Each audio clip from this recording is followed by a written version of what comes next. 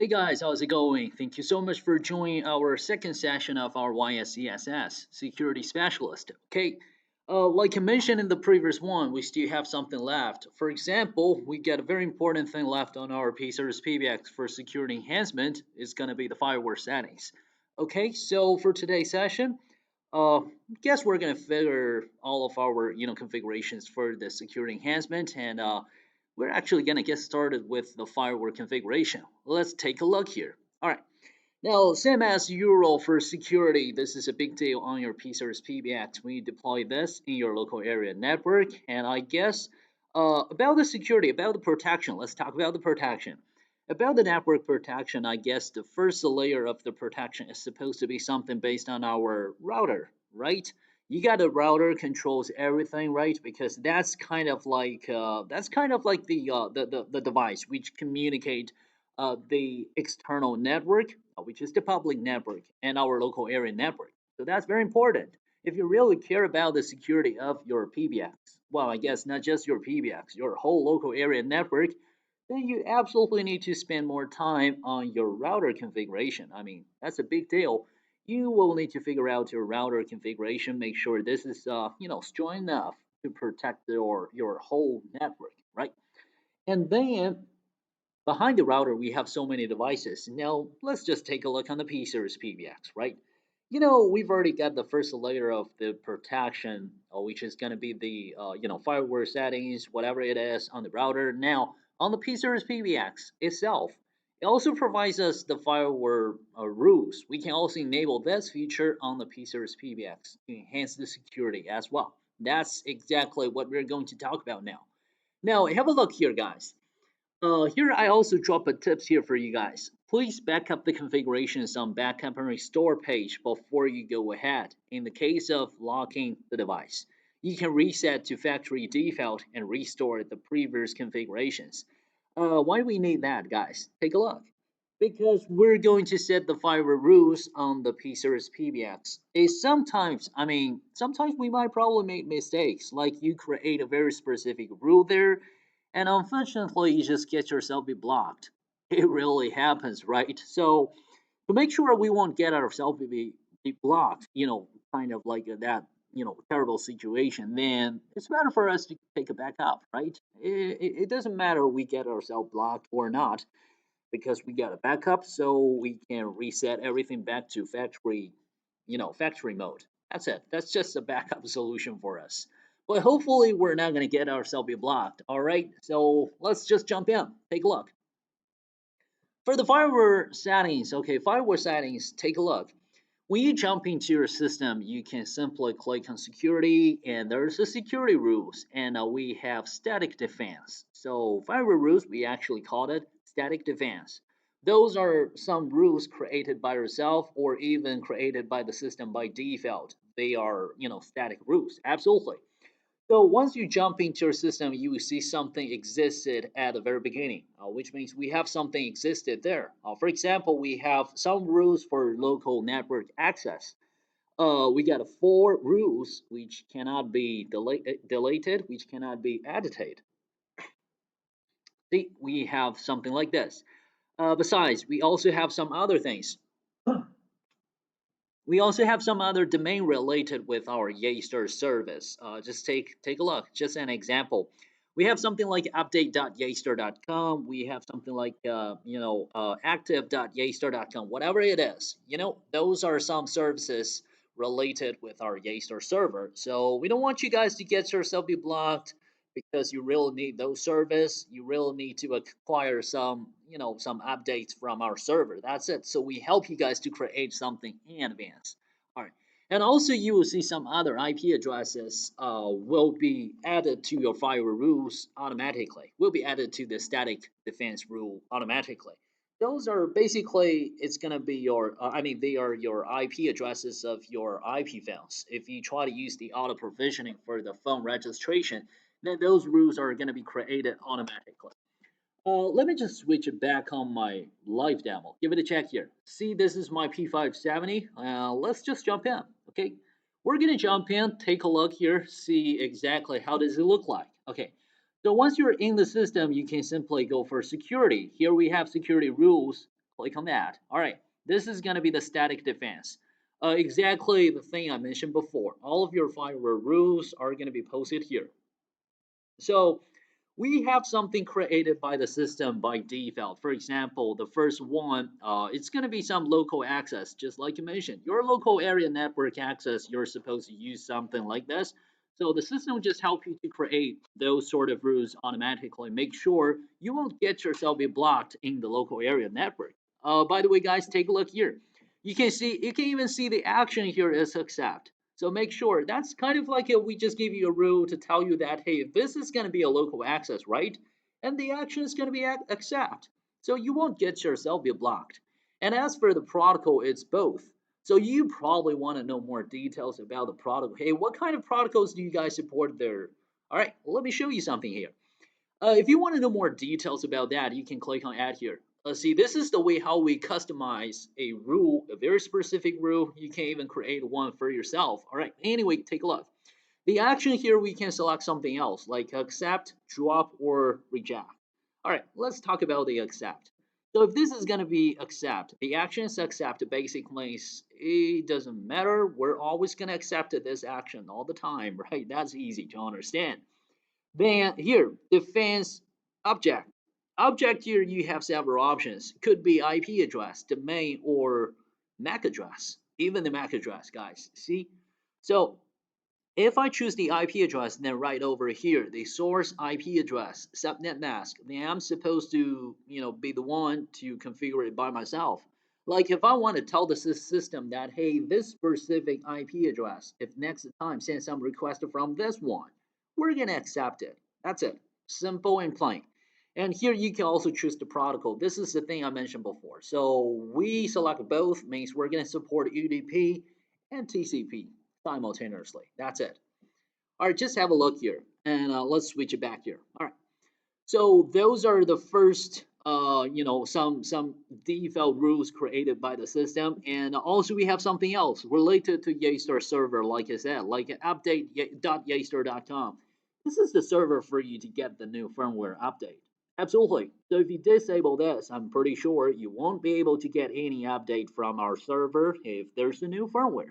All right, so don't mess this up. All right, keep it this way. And also something else like SMTP server, remote access service. Anyway, all these things we just drop it here by default, so you don't have to worry about that. I think some of you guys probably just worry about, hey, you guys have a remote access service, right? So based on the enterprise plan, so it's kind of like it's a pretty good solution, by the way, right? We can access our system remotely without any IP configuration. That's pretty cool, but am I gonna get myself be blocked by the system or by the firewall? Probably just wanna know more details about this. You don't have to worry about that, guys. Take a look. We gave you this default rule, which is remote access service. So it doesn't matter you're gonna use your web browser to accessing the web client or you're gonna use your Linux mobile client for the registration. It doesn't matter. It's accepted. All right, it's totally accepted. You're going to be able to use it with no problem. That's it. That's the default rule. That's what a default rule can do, right? And then we have some other things like here. We even have something like defense object. I'm sorry, defense object. Here we even have some MAC address, right? Those are MAC address. And here we have auto provisioning device. This is basically means if you have some IP phones registered on the system by auto provisioning, the system will also help you to create the specific rule to tell the system, to tell itself that in the future we're not going to get this device being blocked because that's just one of your IP phone. That's just one of your auto provisioning device. That's it. So these are all the default rules created by the system.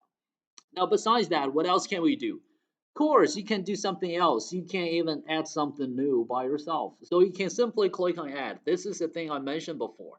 You can add a new rule by yourself, whether this is going to be, a accept a rule or reject a rule, or even the drop the rule, whatever it is. You can just create it by yourself. For example, like sometimes we get the SIP trunk from the service provider, from the carrier, right? We don't want to have any trouble on that SIP trunk registration, right? So how can we do that? we can actually create a very particular rule there to tell the system that, hey, this is my SIP trunking. This is the registration with the service provider for the SIP trunk. Don't mess it up, right? Then I can just select the action accept. And then as for the protocol, probably this is going to be UDP, right? Because mostly we're going to use SIP UDP. And here you just enter that IP address. If this is the IP address provided by the service provider, you drop it there. If it's not, then you can just use something else. Like maybe it's a domain name. You can also use the domain name here as well. All right. Or maybe this is a MAC address, but I'm pretty sure mostly for SIP chunk, it's not going to be a MAC address. Mostly it's going to be a domain name or even the IP address. You just simply drop it over here. Then the action you can choose accept. Or maybe you have something you probably want to drop something very specific in the block list. You don't want to accept it. That's okay. You can just choose reject. We're just going to reject it. We're just going to reject it directly. All right. So here you can choose the service. All right, then service you can choose some sort of we give you guys several options. It could be a SIP, could be web, or Linkus, whatever. Or maybe this is can be a port range. So you can also drop a very specific port range here. That's also supported. Depends on you, right? So this is reject. Or maybe you can choose drop. Drop basically means we're not going to do anything. You can send whatever you want, the packets, however. Whatever you want to send there, the packets doesn't matter. But we're not going to do anything. We get this packet. We're just going to drop it. We're not going to do anything. But if I choose reject, that basically means I will identify this specific packet. I will just reject it. That's more specific. So this is the way how we add the rule, firewall rules on our system. Let's switch it back.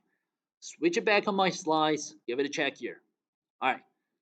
So exactly like I said, this is just the way how you add a new rule by yourself. For example, I give you guys an example is the remote extension. So for remote extension, that basically means that's very sensitive, right? We want to make it be more specific. So you can absolutely choose this. You can choose the IP address, right? Drop that particular IP address over here with the port, with the specific port. Okay. Or maybe the VoIP provider. This is the thing I mentioned before. So you can also get a SIP trunk, like I said. If this is a SIP trunk registration, the action is also supposed to be accept because we don't want to have any trouble on the SIP trunk registration. Otherwise, we might probably get a trouble for making calls. Okay. And also we can do something else like block some specific web access. Then the action will just be reject. That's it. So you can simply drop that specific information over here, like the IP address, the service, or the port range. Put it over here. That's what you can do here. Okay. And have a look here. Have a look here, guys. This is some basic information about the configuration interface. Okay, so basic, that's just the place for you to start your configuration here. You can name this specific rule at the very beginning. Description could be anything. You can just drop whatever you want there just to make sure that you can identify this specific rule in the future. And as for the action, we give you guys three options. Like I said several times, if you choose to accept, we're going to accept this specific address or request anyway. And if we choose to drop, we're actually not going to do anything. We're just going to drop it.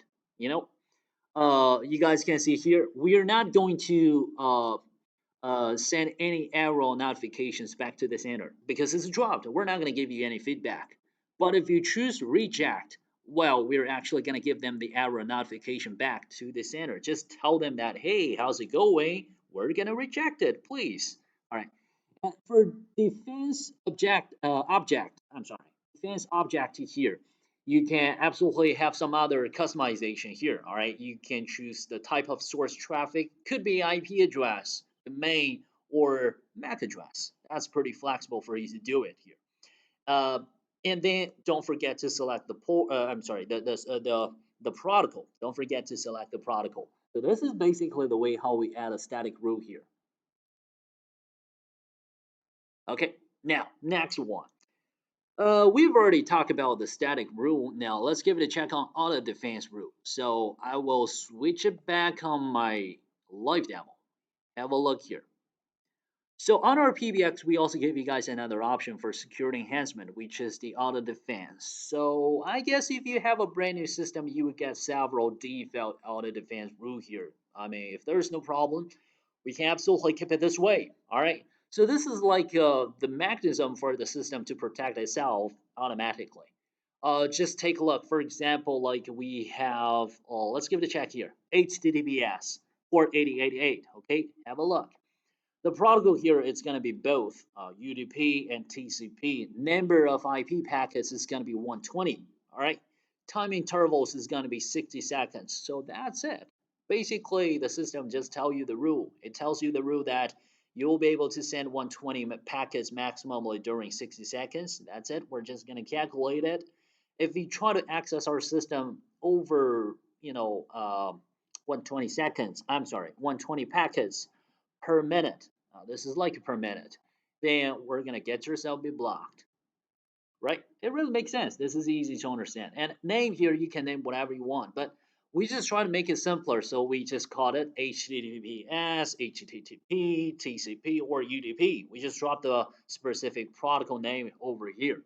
Make it easier to understand. And of course, if you want to add some auto defense rules by yourself, you can also click on add. Create some specific rules by yourself, or you can even click on import. Use the template. So you probably want to know, hey, where can we get the template? That's easy. You can click on export, guys. Click on export. This is just the way how you get the template. All right, see this? We can get the template from our PBX. That's a CSV file. And then you will be able to edit the CSV file here and just upload it on the system to get multiple rules you created there by the template. Okay. Well, I'm gonna skip this part. Let's keep going. That's it. All right. Then next one. Next one we have blocked IPs. So this is the place for you to check the blocked IP addresses. So you've already got the auto defense rule there, and sometimes maybe by mistake, or maybe by purpose, or maybe it's just attacked, right? Attraction. Anyway, so you will see those IP addresses will be blocked over here. I would just give you guys an example. Sometimes when you try to register an IP phone on the system, you tried it to register on the system over again and again, but it won't work. Why? Probably just because of the system get that particular IP address being blocked. That might be a reason. For example, sometimes we just connect the IP phone with our switch, but we don't have a well configuration, especially the physical connection. Got something wrong there. Then the way how we send the packets out from the IP phone to the PBX will definitely be some problem there. And then the system would just identify, hey, there's something abnormal, right? Then we're gonna get that IP address blocked. And all you have to do is you can switch it back on the interface, the configuration portal of the PBX, check on the blocked IP addresses here. And you will probably see that IP phone, it's over here. That IP phone just gets itself being blocked in this list. So you can delete this rule. Then you will be able to register this IP phone on the system again. So this is basically, I mean, that was just an example. That was just an example. But it really happens sometimes, and you can actually use this to, solve this problem. Okay.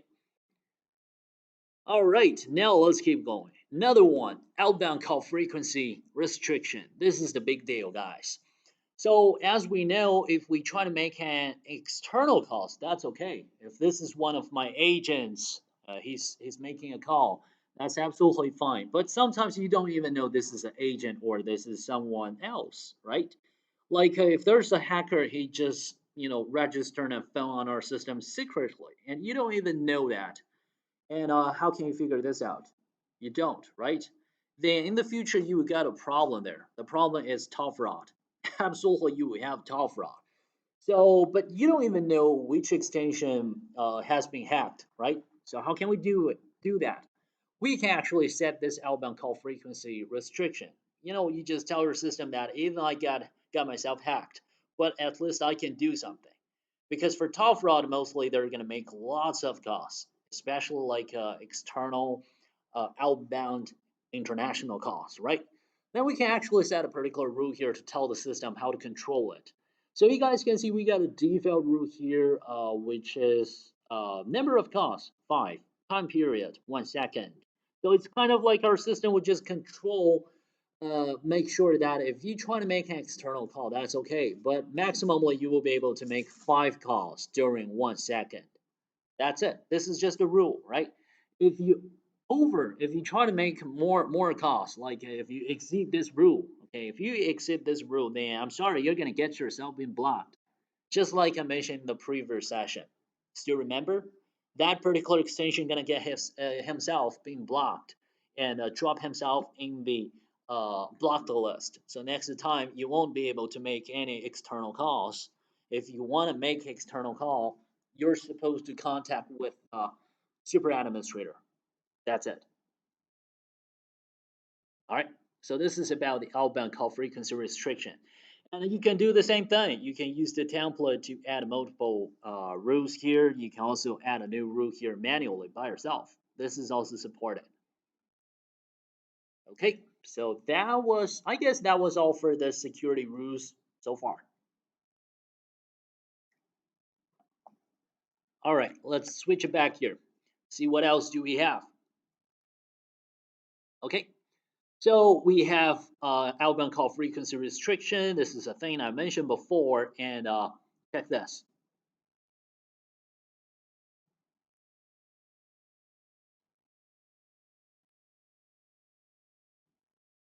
All right, by the way, guys, have a look here. This is basically the working mechanism of this outbound call frequency. Okay, it works like this. So when we try to make an external call for every single one of our extensions, they basically gonna start this. They basically gonna send the call request to the system. Then our system will just have a look, see if there's outbound call restriction enabled. If it's disabled, then we're just gonna send this call out directly. If the outbound call frequency is enabled, then the outbound call frequency, the rule, I mean, we're just gonna check with the rule. So if this is under the rule, we're gonna make this external call successfully. If this is something exceeded, we just exceed the rule, then you will have call failure. You won't be able to make any external call anymore. You're gonna get yourself be blocked. All right. Now let's keep going, guys. Now for the third part, next one. Next one, I'm actually going to talk about something about the service security enhancement on the P-Series PBX. So once again, don't forget to make a backup for your system and get yourself be ready to restore the system if you got something wrong with your configuration. Okay, have a look. The first one I'm going to talk about here is going to be the SSH access. Okay, so for SSH access, let's switch it back. Okay, in the security settings, we can click on security settings here. All right, first thing. Let's just click on console and SSH access. To be very honest, guys, this SSH access, it's not that popular. Mostly, we don't even use this. Well, sometimes we might probably use the SSH, but it's not that popular because this is like the solution for you to access the root of your system. So make sure you do have that background knowledge. Otherwise, don't try to do this. Don't even try to do this because I'm pretty sure you're going to get yourself, if you don't know how to handle this, you will get your system being totally messed up. All right. The SSH access, we do support it. It's over here. And here's the console password. You can see this. This is going to be your console password. That's a random password as well. So you can switch the password whenever you want. All right. You can change the password. And here, the default SSH access port is going to be 8022. That's just the default configuration. If you want to change this, you go for it. You can do this, all right? And then you can actually use your, I guess, third-party solution, which is like a PuTTY, to go access the system root. But once again, like I said, if you have that background knowledge, you know how to do the troubleshooting like this, then you can go for it. But well, if you don't, uh, you better just hand it over to Yaystar Tech Support. All right, they will give you a professional support for handling this part. So this is about the SSH. Okay, and what else do we have? Let's take a look one by one. Here we got a security and options. You guys can see here we have some options. We got to disable auto defense. Well, I don't suggest you guys enable this. because all the defense rule, all the defense rules, you have several rules. They really help. They really help. So don't disable this, okay? And number two, disable extension registration defense. My suggestion is you guys just keep it this way, all right? If you disable extension registration defense, well, you might probably get some threat, okay? And number three, drop all but accepted IPs in static defense. This feature, sometimes we might use it. It depends on our logic. Sometimes we might probably create a bunch of rules for static defense. We have something for accept, something for reject, something for drop, then we can forget about this. Well, however, some customers, according to their, user experience or whatever it is, they might probably want to enable this feature. It's kind of like they just create several accept rules, some rules with the accept action. That's it. Then for the other actions, whatever it is, they're just gonna drop it so they can enable this. All right. Once again, it depends on our customers' user experience. Depends on them. And last one, drop IP paying request. You can absolutely enable this. If you enable this, well, goodbye. Next time, your PBX will not going to be able to pay by anyone else because you just drop it. All right. So this is something about the security and options. And then we have certificates. Have a look. This is the thing. Here's the deal. If you want to get your system be certified, well, I was kidding. If you want to get some certificates for your system, here's the place for you to upload those certificates. All right, especially like something I was talking about before, like uh,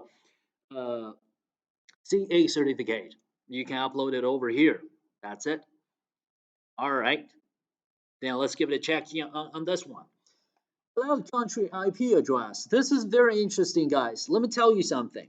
As we know, if you try to access the internet legally, all right, let's see, legally, if you try to access the internet illegally, absolutely you're supposed to use the, an legal IP address, right? Now, the reason why I mentioned this is because our hackers, when they try to hack our system, when they try to do something on our system, they're supposed to use them very particular IP address. Absolutely. Without the IP address, they can't even access the network, the internet, right? That's illegal. They can't even access the internet. So if they try to access the internet, then they need the IP address. Well, hackers are pretty smart. Mostly they're not going to use their real actual IP address. They might probably change their IP address, right? Or might be something like they're not even in your country. They're out of this country. So they might probably try to attack your system. You can do here for the protection is, hey, I can actually just enable allowed country only. Like my system is deployed in China, I just enable the allowed country China only. So I don't care about it. If your IP address is not in China, and wherever it is, we're just gonna block it. We're just gonna stop it. That's it. Because I enable this rule. Now that's pretty smart. Okay. Well, I would just give you guys an example, but I'm not gonna select anything here, all right? Because I don't want to get myself be blocked. So you guys can see once you enable this, you have this notification. To access the PBX properly, please allow access for your current country region at least. So I will need to select China at least. Otherwise, I'm going to get myself being blocked. All right, so I'm going to disable this.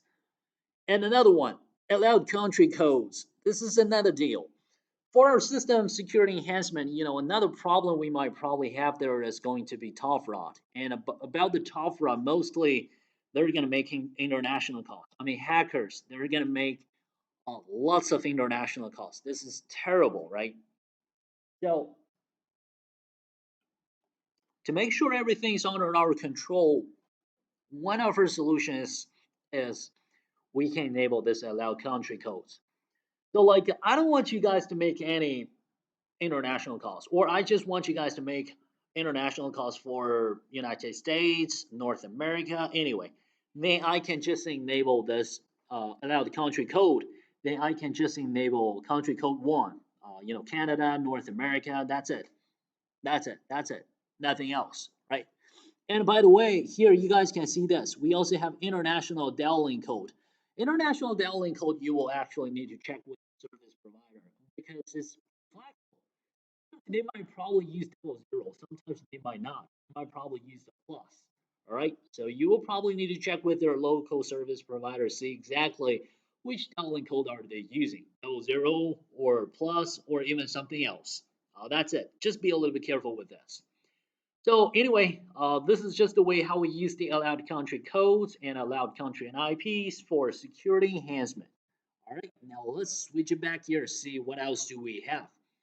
Well, those things I actually got a few screenshots on my presentation. You guys can take a look here. Just take a look here. All right. Okay. All right. So, guys, guess that was all we have for today's session. That was all for the security enhancement on the Yaystar P-Series PBX. Generally speaking, it's pretty simple. It's not a big deal. Very easy for you to configure it. Well, once again, if you want to figure out how to enhance the security mechanism, please you can check on our documents. You can check on our YouTube video tutorial. Make sure you got a backup in advance. That's very important. All right, just in case if you got something wrong there, you still have the backup. You can restore your system. All right, means you don't have to start everything from the very beginning. That's really important. Okay. All right, so guess that was all we have for today's session, guys. Once again, thank you so much. And don't forget to check more details on our website, www.yaystar.com. And you guys can also subscribe Yaystar YouTube channel for more details, especially the video tutorials. And any questions, want to know more details about the configuration, maintenance, you can also visit our document center. The same thing, just visit www.yaystar.com. There you go. You can find the document center. Get whatever you need there. Okay. Thank you. Have a nice day.